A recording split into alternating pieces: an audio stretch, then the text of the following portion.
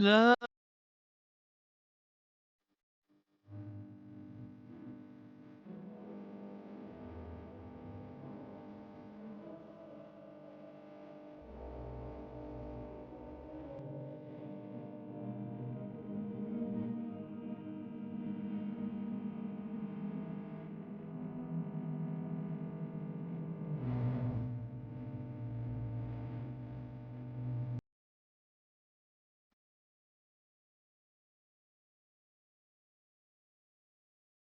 Euzu billahi mineşşeytanirracim. Bismillahirrahmanirrahim. Ve sallallahu ala seyyidina ve nebiyyina Muhammed ve alihi tahirin.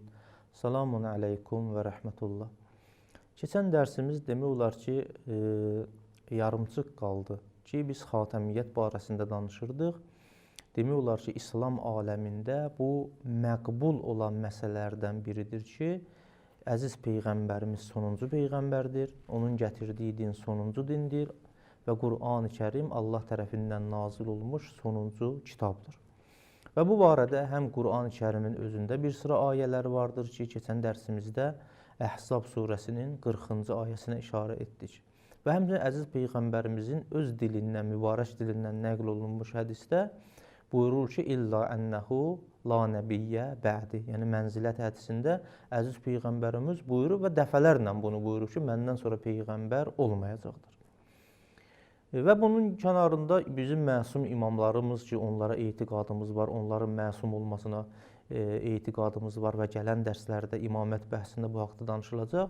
Məsum imamlarımız da buyurub ki, Həzrəti Muhammed sallallahu aleyhi və səlləmin şəriəti sonuncu şəriətdir, onun gətirdiyi halal qiyamətə qədər halal, gətirdiyi haramlar qiyamətə qədər haram olacaqdır. Və yaxud da başqa bir hədisdə şər-u Muhammedin sallallahu aleyhi və səlləm müstəmərrun ilə yevmil qiyamə.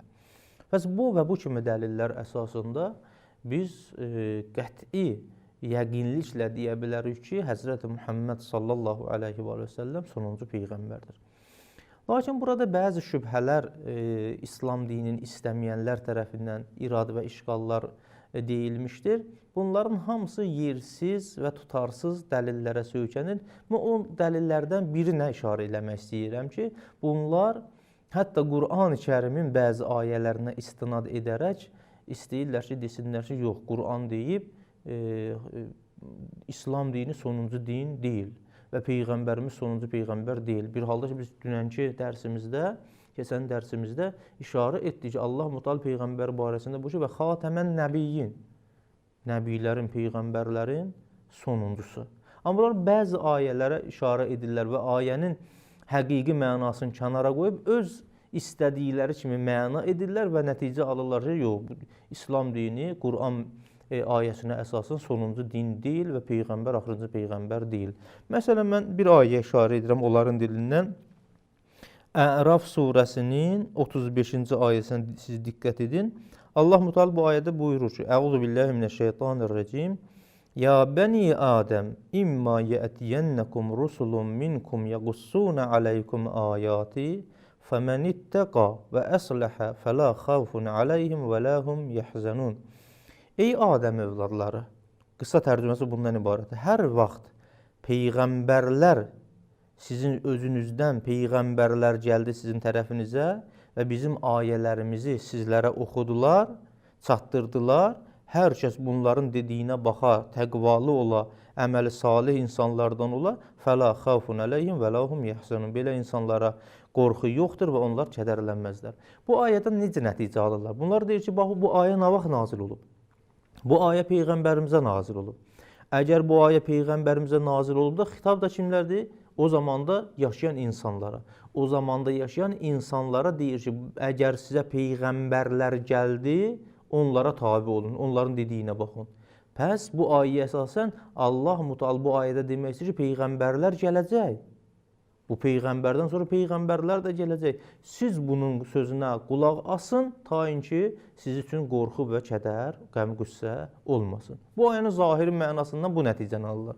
Amma diqqət yetirmək lazımdır ki, bu ayə həqiqətdə ya bəni Adəm xitabı ilə başlayır. Adəm Peyğəmbərin zamanında olan bir hekayəni nəql edir. Yəni bu hekayə Adəmin dövründən onların övladlarına xitab olunmuşdur ki, hər vaxt bir peyğəmbər gəldi, onun dediklərinə baxın. Nümunəsi Qur'anın müxtəlif ayəsində var. Allah Mütəala Bəqərə surəsinin əvvəllərində təqribən 30-cu ayələrdən sonra buyurur şeytanın itaətsizliyi haqqında, Adəm Peyğəmbərə mələklərin səcdə etməyi barəsində, Adəm Peyğəmbərin cənnətdən aşağı inməyi barəsində bu hadisədən sonra buyurur ki, bəli, artıq siz indiniz yer üzündə sizə təklif gələcək, hər vaxt Peyğəmbər gəldi, onun hidayətinə, mənim hidayətimə, onların sözünə baxın, mənim hidayətimə tabi olun. Baxın, bu Allah Qur'anın bu kimi ayələrində Adəmin dövründə baş vermiş məsələni hekayət edir. Baxın, vəl-cavab ennel ayətə təhqi xitabən xatəbə bihi subhanehu bəni Adəm fi bəd'il xilqə. Bu ayədə Allah Mütəala hekayət edir elə bir xitabı ki, bu xitab olunub Allah tərəfindən Adəm övladlarına xilqətin başlanğıcında. Bu bir həqiqətdir.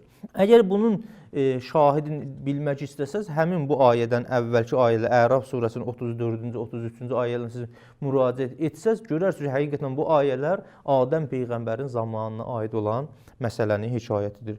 İkinci bir şahidi budur ki, Allah Mütəala Taha surəsinin 123-cü ayəsində həmin məsələyə işarə edir. Bir halda ki, açıq, aydın şəkildə bu ayədə söhbət Adəm Peyğəmbərin dövrünə aid olan məsələdir ki, qaləhbita minha cəmiyə. Allah Mütəala dedi ki, onlara düşün, yəni Adəmlə Həvviyə, bə'dukum li bə'din əduvun fə imma yə'diyənnəkum minni. Artıq Adəm və Həvva yer üzünə indikdən sonra Allah Mütəala dedi ki, hər vaxt mənim tərəfimdən sizlərə hidayət gəldi, fəmən ittəbəə hudayə fəla yadillu və la yeşqa. Heç vaxt zəlalətə uğramaz və şəqi və bədbəxt olmaz.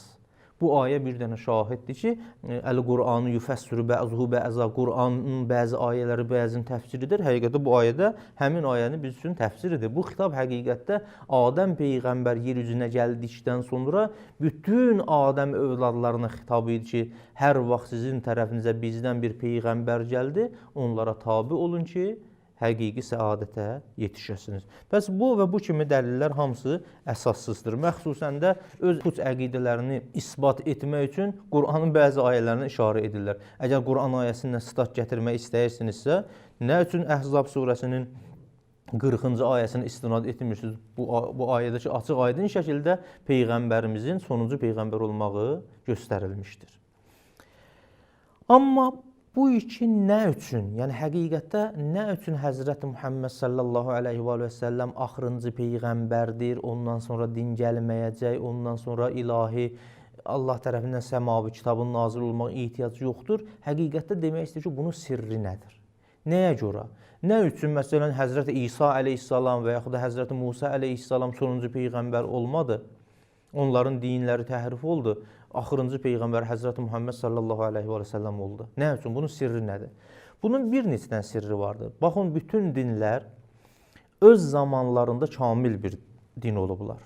Məsələn, Həzrəti Musa əleyhissalamın zamanına uyğun olaraq Allah Mütəala Musa Peyğəmbər olaraq yolladı və Tövrat kitabın kitab olaraq nazil etdi. Onların, necə deyərlər, maddi və mənəvi ehtiyaclarını, vacibatlarını onlara bəyan etdi. Və öz zamanında ən kamil din idi. Həm Həzrəti İsa əleyhissalamın zamanında onun gətirdiyi din kamil bir din idi. Amma zaman keçdikcə, necə deyərlər, elm inkişaf elədikcə, insanların ağlı dərsləri inkişaf etdikcə artıq bunların təzə bir qanunlara ehtiyacı duyulurdu və təzə kitaba və təzə bir peyğəmbərin gəlməyinə ehtiyac duyulurdu. Amma əziz Peyğəmbərimiz gəldikdən sonra artıq qiyamətə qədər, nə qədər elm inkişaf etsə də belə, nə qədər insanların əqilləri təkamülə doğru hərəkət etsə də belə, Qur'an-ı Kərim nazil olmaq vasitəsilə bütün bu qanunların hamısı təmin olunur, insanların dini və dünyəvi məsələlərini cavablandıran qanunlar Allah tərəfindən Qur'an vasitəsilə insanlara çatdırır. Elə bu səbəbdən də artıq təzə bir dinin, yeni bir dinin gəlməyinə ehtiyac duyulmur. Məxsusən də Əhl-i Beyt əqidəsinə əsasən əziz Peyğəmbərimizdən sonra 12 dənə məsum imam var. Günün indisində də ilahi hüccət yer üzündə vardır ki, isbat olunacaq gələn dərslərdə, imamət dərsində.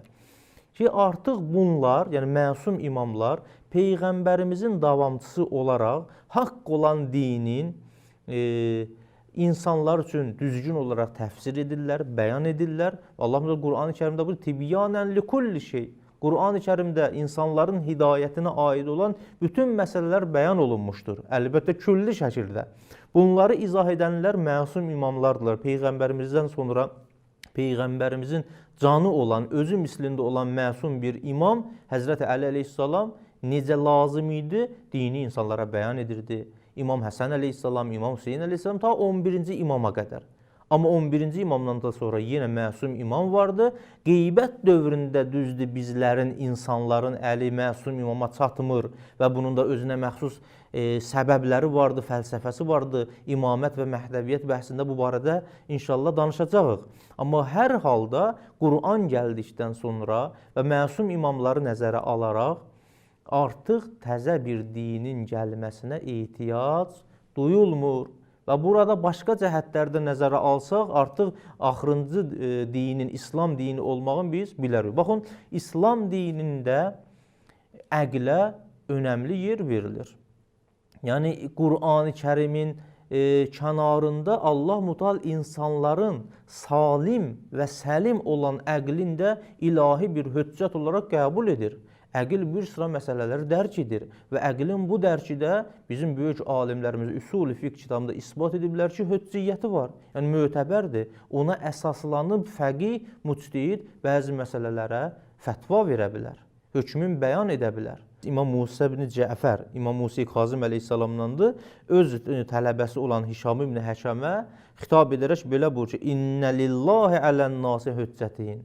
Həqiqətən Allah üçün insanlara iki höccət var. Höccətən zahirə və höccətən batinə. Bir höccət ki, zahiridir, biri batinidir. Əmmə zahirə fər-rusulu vəl-ənbiyayu vəl-əimmət. Amma zahir olan ilahi höccətlər rəsullardır, peyğəmbərlərdir və məsum imamlardır. Və əmməl batinə fəl-uqul. İnsanlara Allah tərəfindən verilən o əql qüvvəsidir ki, bu da ilahi bir höccətdir. Bu bir məsələ. İkinci məsələ. İlahi hökmlər ki, Allah tərəfindən gəlmişdir, hamısı məsləhət və məfsədə əsasındadır. Yəni, ümumi olaraq Əhl-i Beyt məktəbində məxsusən deyilmişdir ki, Allah tərəfindən hər hansı bir hökm gəlirsə, əgər vacib olarsa, onun bir məsləhəti var. Əgər haram olarsa, onun bir məfsədəsi var. Artıq elm inkişaf edib, insan öz ağlı ilə nəyin məsləhət və nəyin məfsədə olmağını dərk edə bilər. Ümumi şəkildə əgər bir şeyin məsləhət olmağı isbat olundusa, pəs onu etmək lazımdır. Əgər bir şeyin məfsədəsi isbat olundusa, onu etməmək lazımdır. Pəs bu və bu kimi bəzi məsələləri nəzərə alanda artıq biz başa düşürük ki, nə üçün axırıncı peyğəmbər, peyğəmbərlərin sonuncusudur. Məxsusən ictihad qapısının açıq olması. Hal-hazırda düzdür, peyğəmbərimiz yoxdur, məsum imamlara əlimiz çatmır. Amma bizim məsum imamlarımız buyurublar ki, qeybət dövründə o zaman ki, əliniz höccətə çatmır, baxmayaraq höccəti ilahi həmişə olub, qiyamət gününə də qədər olacaq. Elə bir zaman olmayıb ki, yer üzündə ilahi höccət olmasın. Bizim çoxlu hədislərimiz var. Əgər yer üzü ilahi höccətdən boş olarsa, ləsəxətil ərdu bi əhliha. Yer üzü öz əhlini udardı. İlahi höccət vardı, amma əlimiz çatmır. Əlimiz çatmayan zamanda bizim hədislərə əsasən alimlərimiz dinin qoruyucularıdır.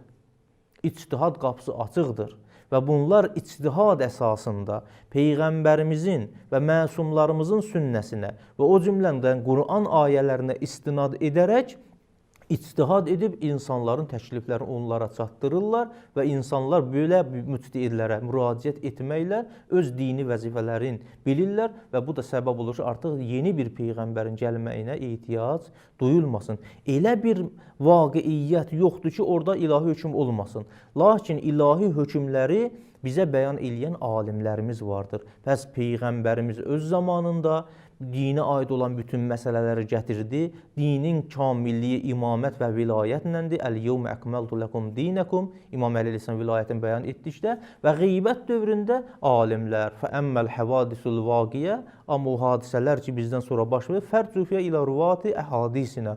Belə məsələlərdə bizim hədislərimizi nəql edənlərə müraciət edin və yaxud da İmam Həsən Əskəri əleyhissalamdan nəql olunan bir hədisdə buyururlar ki, biz alimlərdən hər kəs həvai nəfsinin ziddinə olarsa, öz dinini qoruyub saxlayarsa, yəni kamil və təqvalı bir insan olarsa, müctəhidlərdən, alimlərdən dini məsələlərdə gərək onlara müraciət edib onlara təqlid edəsiniz.